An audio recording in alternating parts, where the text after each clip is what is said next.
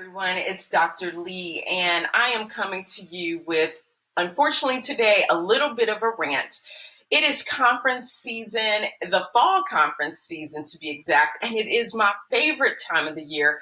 Not only are the leaves turning colors and there's a crisp, cool breeze in the air and we can wear all of our swanky fall fashions, but this is also a great time where we can implement best practices in our business, we can prepare for the new year, and we can network with our colleagues at conferences. So I absolutely love this time of the year.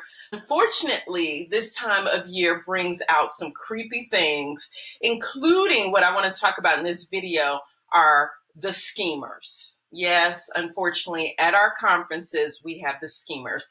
And I'm not really just talking about the attendees. I get that you might pick a seat that you feel is great, and then somebody camps out next to you, and they're slick talkers, and if they could, they would have you sign away your firstborn. I'm not talking about that person, because we're aware of those people too.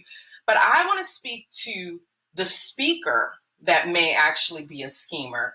There are a lot of wonderful conferences going on right now that are produced by reputable industry leaders and associations and firms. But the problem is that at some of these conferences, some of the speakers may not have the best intentions. Unfortunately, this past Friday, I was at a conference here in Atlanta, and I was very disappointed that one of the speakers encouraged us as sales professionals to lie to our clients. Yes, he did.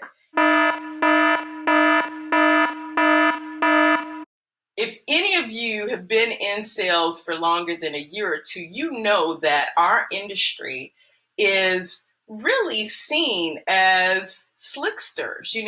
We have worked hard to improve our reputation. That's why some of us have become realtors, because we do have to follow a code of ethics. So we're trying to say to the public, hey, we are not sleazy. We are not scammers. We are not here to just finagle you and make you have buyer's remorse. That is not most of our goals. But when you go to a conference and you hear a speaker actually encourage us to lie and manipulate our clients, it's discouraging. I heard some of the agents leaving and they were discouraged. They were disenchanted by what he had to say. I want to make sure as you are attending conferences this fall season, I don't care who it's produced by, I want you to make sure that if you come across the schemer, you know what to do. Okay, so here are 3 considerations that I want you to think about and make when you come across the schemer. Number 1, I want you to golden rule it.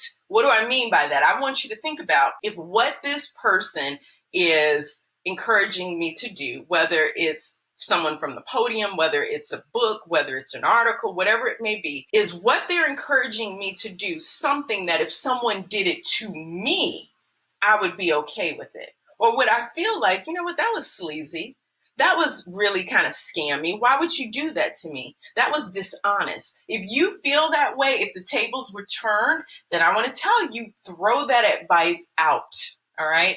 Secondly, I want you to platinum rule it. So go beyond the golden rule, which is great, and say, hey, if the curtains were pulled back, I think about The Wizard of Oz. I know many of you have seen it. And you know how when the curtain was finally pulled back and they saw who the wizard was, they were like, really? So you're not this magical creature. You have all of these gizmos and gadgets. You're a fraud, right? Because he presented himself to be something that he wasn't. He didn't have integrity.